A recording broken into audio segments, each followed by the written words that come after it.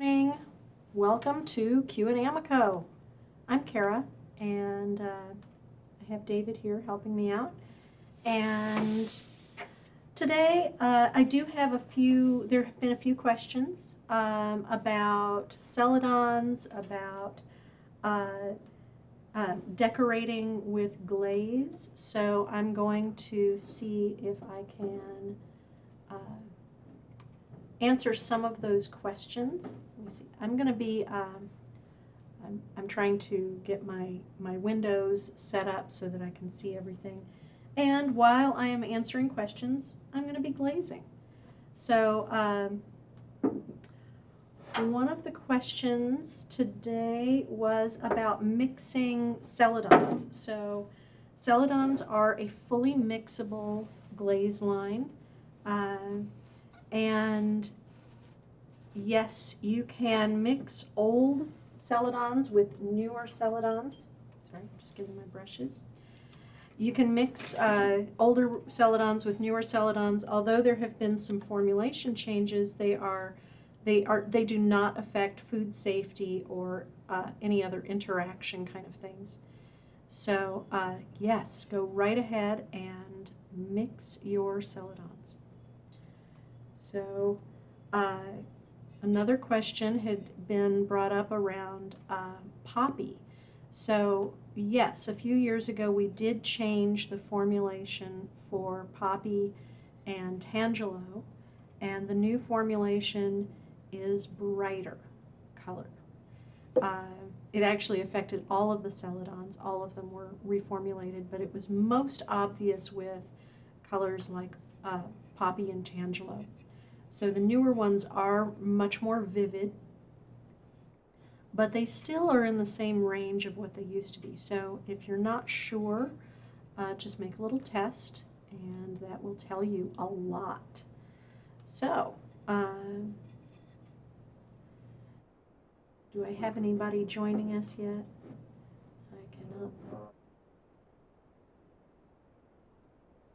So it looks like I have a few people joining us on Facebook, and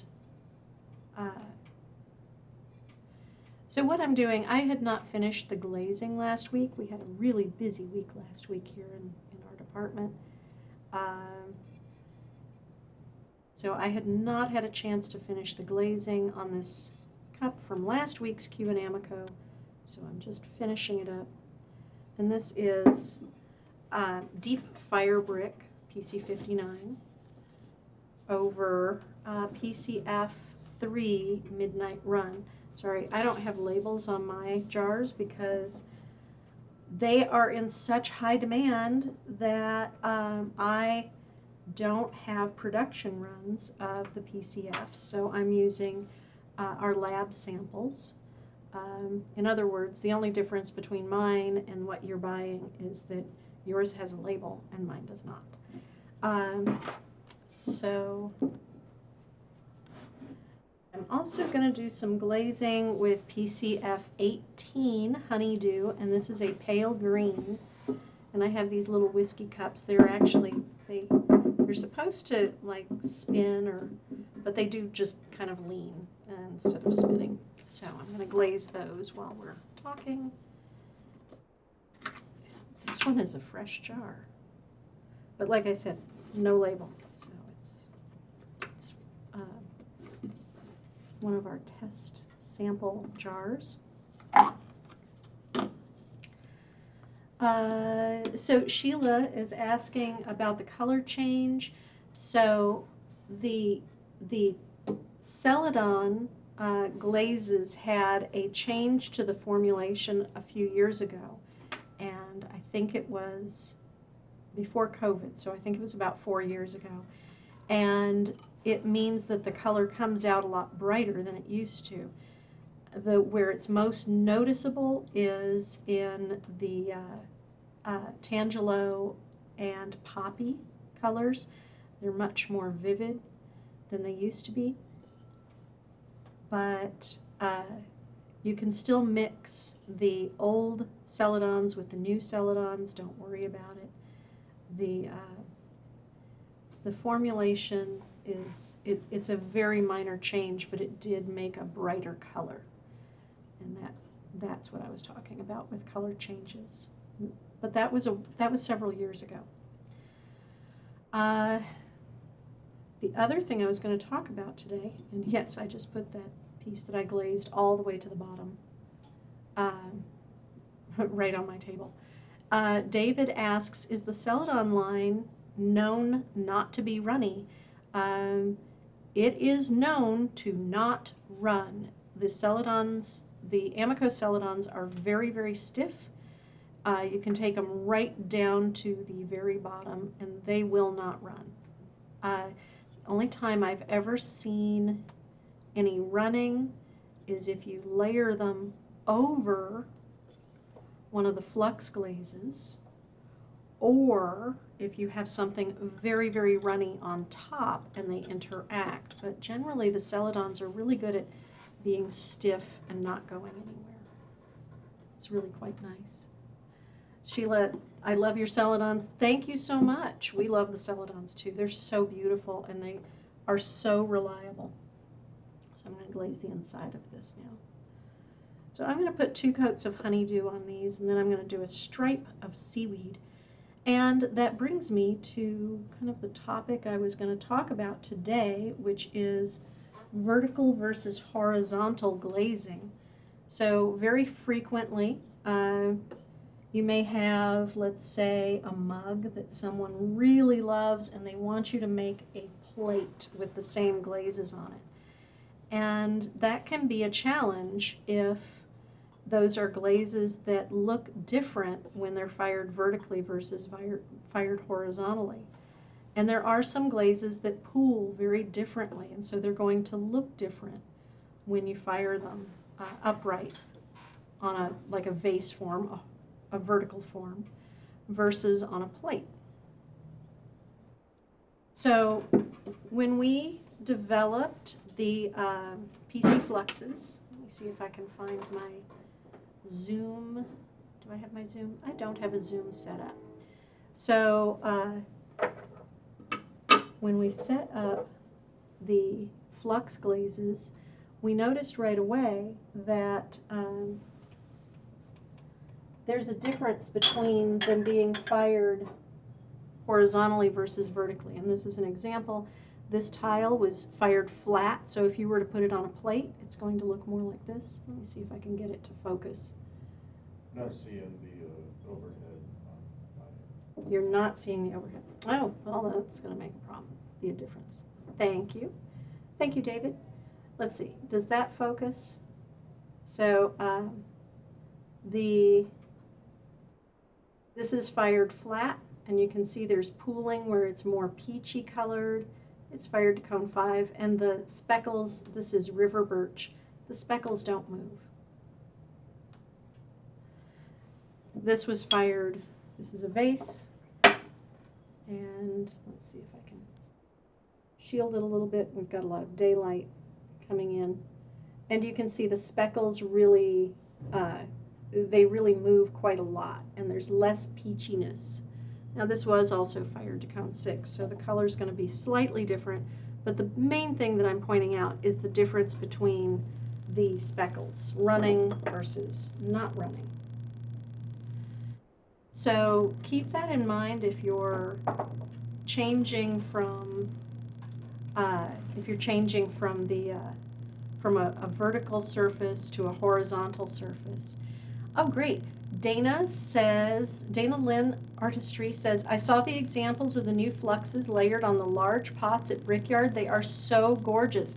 David here, who is helping me out, David Bunch made those pots and glazed them. They are stunning. Those are some gorgeous, gorgeous combinations, aren't they? So thank you, David, for making those. Thanks, Dana. He says, thanks, Dana. And Lisa Leslie says, hey, Kara, I am back. Family left today, and I can start making again. You know, sometimes you just do need that time, and it can be a challenge when you have guests.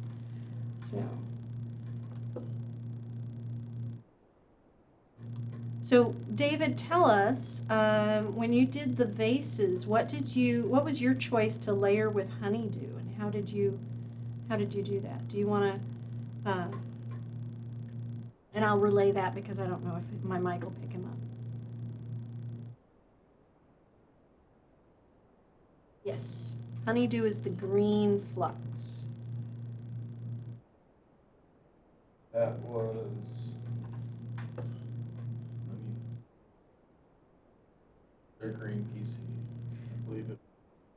I know it was textured turquoise. Ah, textured turquoise, yes. Textured turquoise and honeydew together, that is a really beautiful combination. The turquoise really pops with it. And I chose that one because that's the one.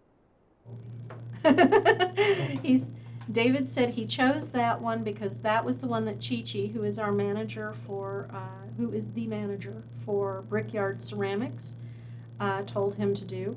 So Brickyard Ceramics, this does get confusing at times. Dana says, beautiful, David.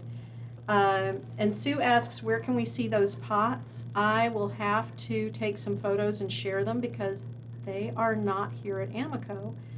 They are at the Brickyard. So this gets a little confusing. Brickyard Ceramics is a standalone company, distributor of ceramic supplies here in Indianapolis, but they are also connected to Amaco, but they are not like the company.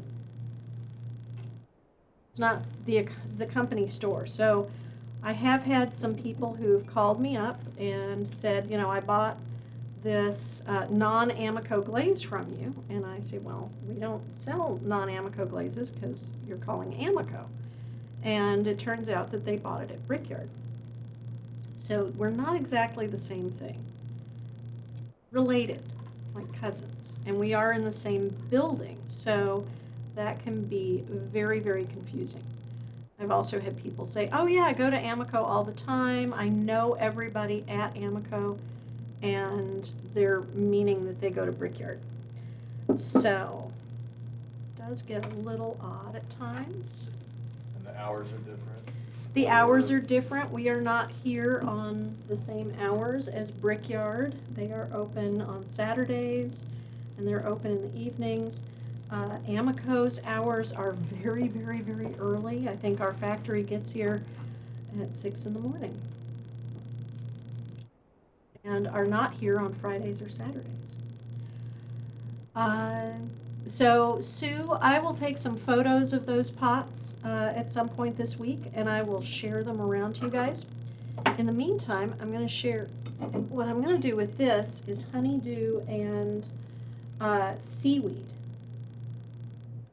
So here is our label tile for seaweed, and you can actually see the running that happened from the texture and how the texture is affected. Now if you were to fire this flat, this was actually fired at an angle, upright. So if we fired this flat, it would look very different.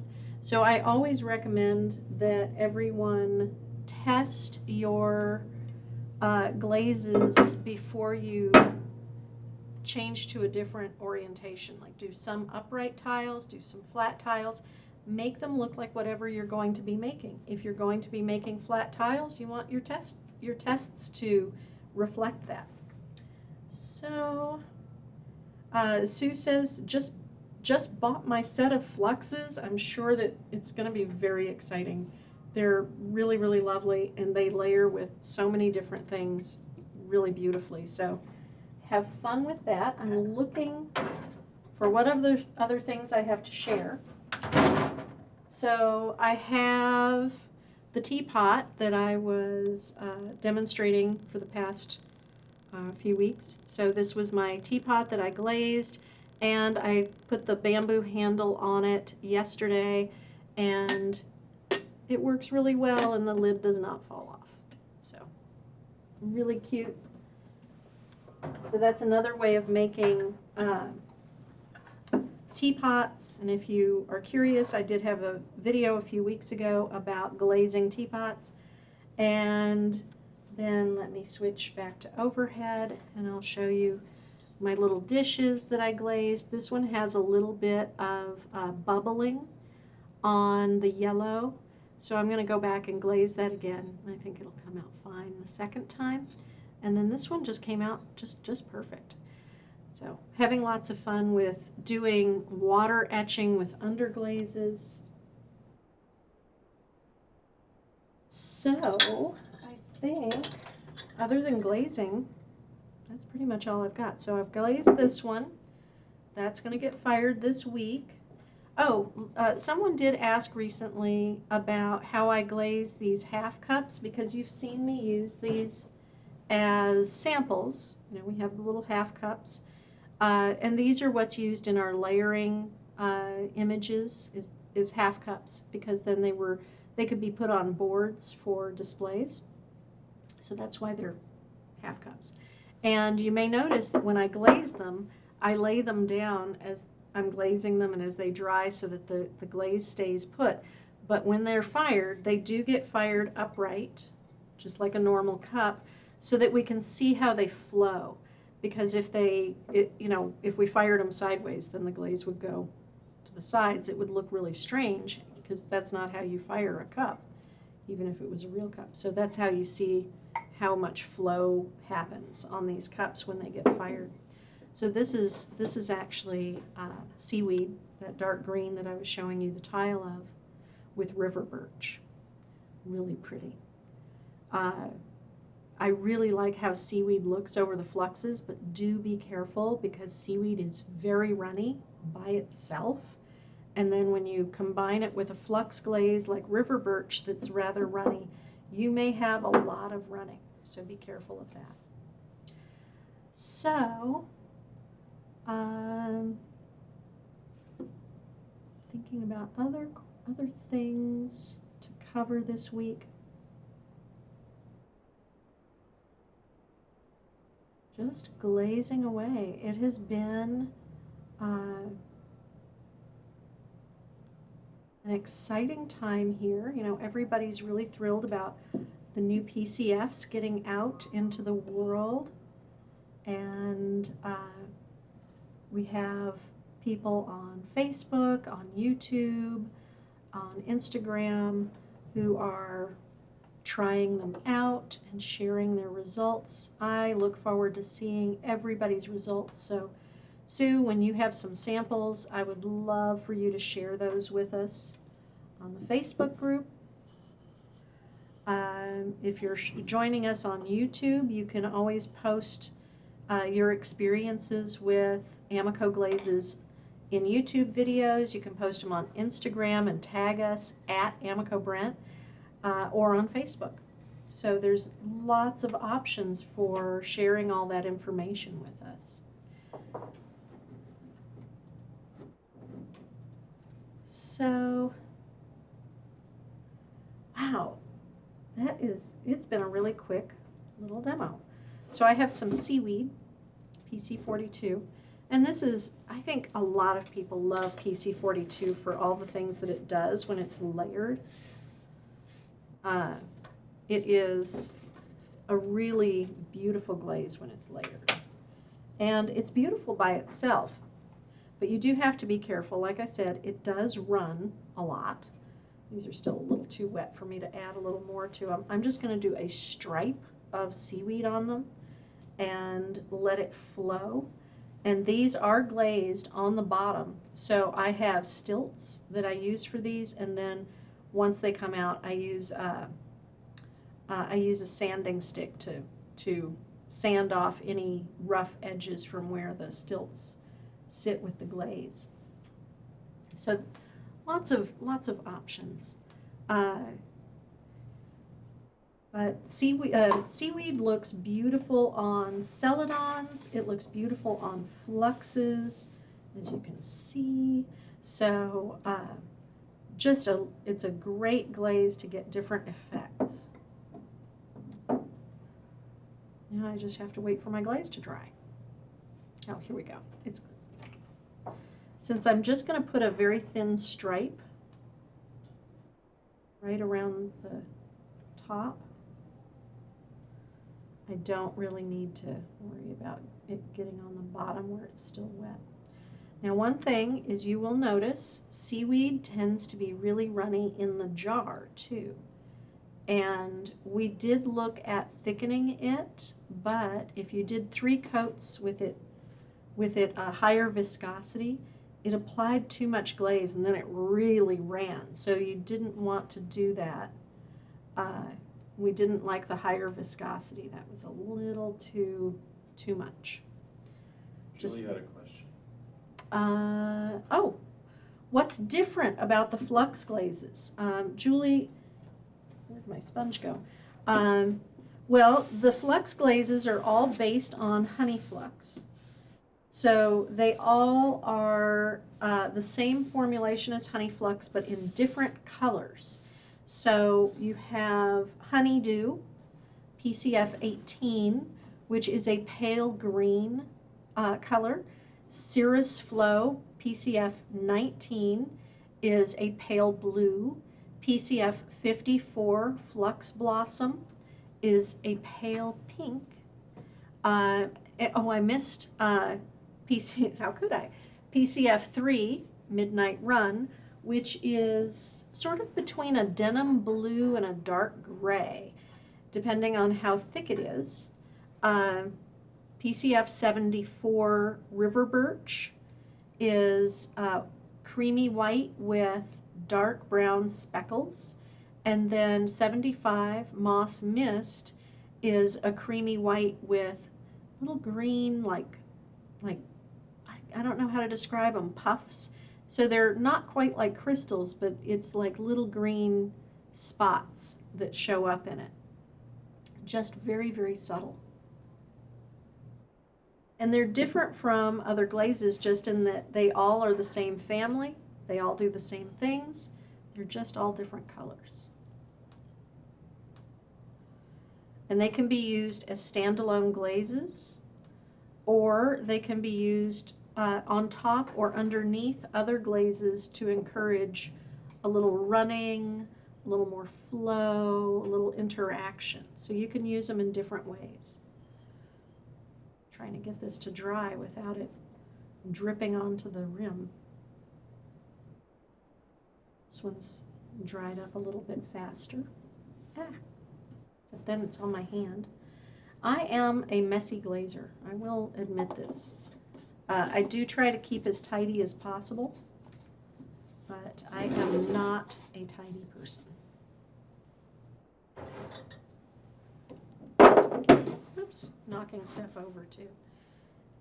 There we go. So I usually try to, when I'm using seaweed, if I don't want it to drip, I can sponge it off if it's the base coat, but I usually use it on top of things. So I just try to hold it or put it on something where it can dry without dripping, and that seems to work pretty well. Now, if you want to thicken it up, you can add some gum solution, or you can dehydrate it a little bit, but if you do that, test, and you might only need 1 coat of the seaweed if it's thickened up. It's just, it just is a very strong glaze.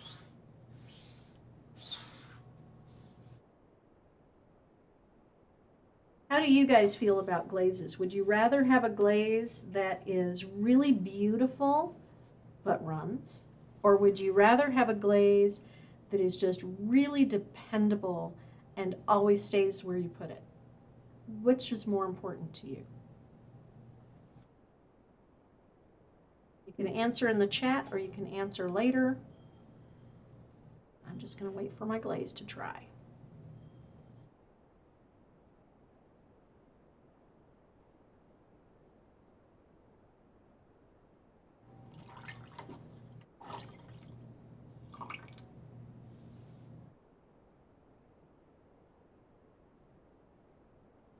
Also, I think in the next few weeks I am going to be doing some plate glazing.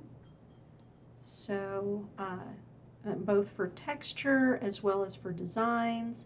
So tune in next week for Glazing with Amaco. Beautiful and moves a bit. Glazes that move.